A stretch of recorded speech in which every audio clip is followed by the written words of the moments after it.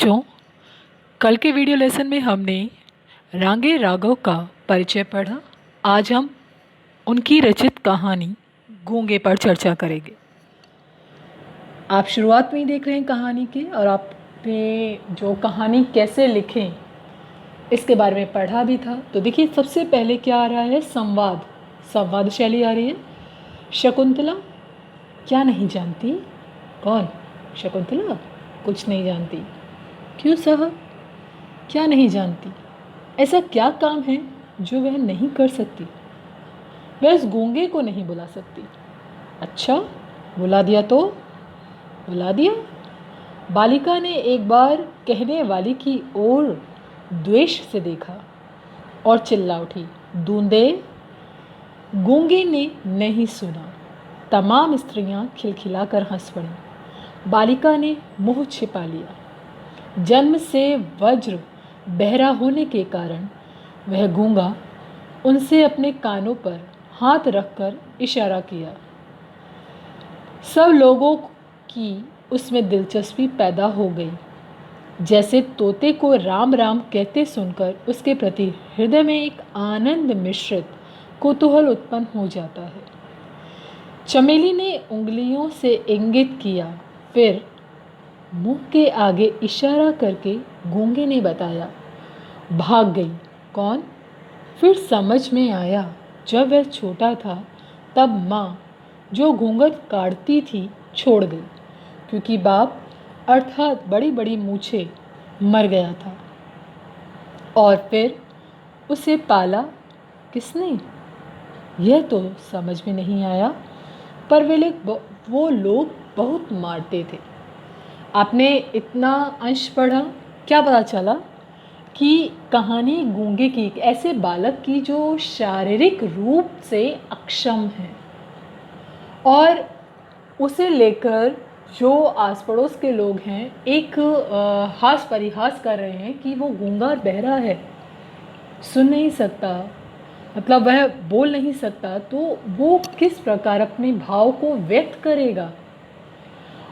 उसे कहा जाता है कि कोई उसे बुला नहीं पाएगा। वो किस तरह से वो शकुंतला जो नाम लिया गया है, वो कहती है मैं बुलाती हूँ, वो बुलाती है। गूंगा अपनी, अब देखिए, गूंगा जो व्यक्ति बोल नहीं सकता, उसके अपने भावों को व्यक्त करने की उसमें क्षमता नहीं है, वो अक्षम है अपने भाव को व्यक्त करने को, किस तरह से जद्दोजहद करके अपनी बातें समझा रहा है।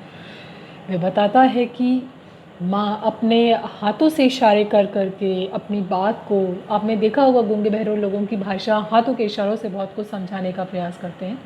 वही चीज़ यहाँ दिखाई गई कि वो अपने हाथों से इशारा करके माँ के बारे में बताता है कि वह चली गई उसे छोड़कर।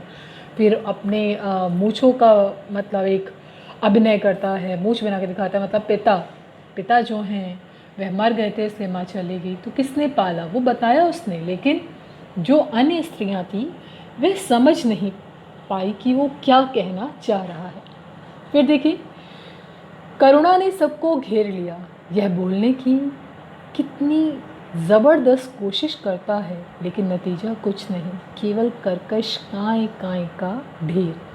मतलब अब कभी आपने अगर गूंगे व्यक्ति को देखा हो, उसको सुना हो, वो पहले तो आपको इशारों से समझाने का प्रयास करता है, लेकिन जब वह इसमें कह सकते हैं नहीं समझा पाता अपनी बात को, उसमें अपने आप को अक्षम महसूस करता है, तो अपने गले से आवाज़ निकाल कर बताने का प्रयास करता है, और वो आवाज़ एकदम कानों को चुभती हुई सी लगती है, क्योंकि जो गले से जो आवाज़ आ रही है वह उसकी नहीं निकल पाती, और वो जिसके कारण उसकी आवाज़ में एक कर्कशता उत्पन्न हो जाती है।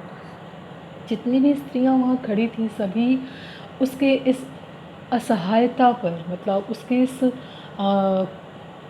झुंझलाहट पर या उसके परेशानी पर सब बहुत ज़्यादा करुण हो जाती हैं, बहुत उसके प्रति सहानुभूति दिखाती हैं, क्योंकि वो बता रहा है कि जिन्होंने उसे पाला वो बहुत मारते हैं।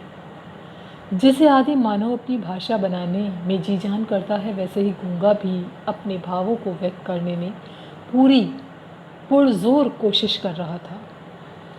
चमेली ने पहली बार अनुभव किया कि यदि गले में काकल तनिक ठीक नहीं हो तो मनुष्य क्या से क्या हो जाता है। कैसी यातना कि वह अपने हृदय को उगल देना चाहता है किंतु उगल नहीं पाता। सुशीला ने आगे बढ़कर इशारा किया, आप बेटा ये आप नाम ध्यान रखिएगा, चमेली, ये वह नाम है जो कहानी के अंत तक चलेगा। सुशीला ने आगे बढ़कर इशारा किया, मुंह खोलो, और गूंगे ने मुंह खोल दिया लेकिन उसमें कुछ दिखाई नहीं दिया। पूछा, गले में कौवा है? गूंगा समझ गया, इशारे से ही बता दिया, किसी ने बचपन में गला साफ करने की कोशिश में काट दिया था।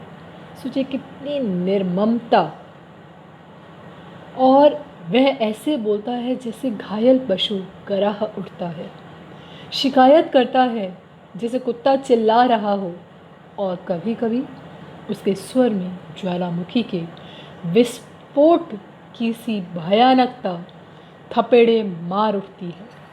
वह जानता है कि वह सुन नहीं सकता और बता बता कर मुस्कुराता है।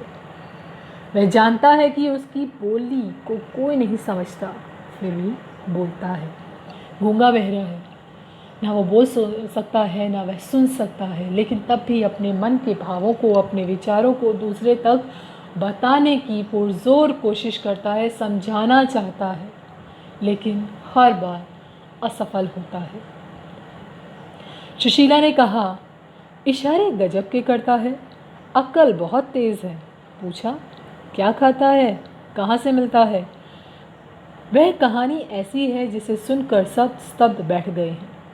हलवाई के यहाँ रात भर लड्डू बनाए हैं, कढ़ाई मांजी है, नौकरी की है, कपड़े धोए हैं, सबके इशारे हैं, लेकिन गूंगे का स्वर चित्कार में परिणत हो गया। सीने पर हाथ मार मार कर इशारा किया, हाथ फैलाकर कभी नहीं मांगा, भीख नहीं लेता। भुजाओं पर हाथ रख कर इशारा किया, मेहनत का खाता हूँ, और पेट बजा कर दिखाया, इसके लिए। मतलब वह अपने इशारे से समझाने का प्रयास कर रहा है कि मैं हमेशा मेहनत की कमाई करता हूँ, मैं किसी के आगे हाथ नहीं फैलाता। मैं चाहे कोई भी कार्य हो, काम करके जो पैसे उसे मिलते, जो उसकी दिहाड़ी बनती, उसके आधार पर वह अपने जीवन चला रहा है। अनाथ आश्रम के बच्चों को देखकर चमेली रोती थी। आज भी उसकी आंखों में पानी आ गया। वह सदा से ही कोमल है। सुशीला से बोली, इसे नौकर भी तो नहीं रखा जा सकता। पर गूंगा उस समय समझ रहा था। वह दूध ले आता है, कच्चा मंगाना हो तो थन काटने का इशारा कीजिए, ओटा मंगाना हो तो हलवाई जैसे एक बर्तन से दूध दूसरे बर्तन में उठा कर डालता है, वैसी बात कहिए। साग सब्जी मंगवानी हो तो गोल गोल कीजिए, ये लंबी उंगली दिखाकर समझाइए, और भी। मतलब काम करता है वह, लेकिन उसे इशारे के द्वारा समझाना पड़ता है।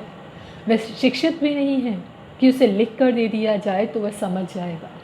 उसे इशारों की भाषा ही समझ आती है। क्योंकि चमेली बहुत संवेदनशील थी तो वह सोचती है कि इसे कुछ तो किया जाए, किसी तरह से तो उसकी मदद की जा सके। तो वह कहती है कि नौकर नहीं रखा जा सकता क्योंकि ये काम करने में भी अक्षम होगा। लेकिन पता चलता है कि वो इतना अक्षम नहीं है जितना वह इसे समझ रही है। बुद्धि का बहुत तीव्र है। गूंगे ने स्वीकार और चमेली ने फिर इशारा किया, हमारे यहाँ रहेगा? गूंगे ने स्वीकार तो किया किंतु हाथ से इशारा किया, क्या दोगी? खाना? हाँ, कुछ पैसे। चमेली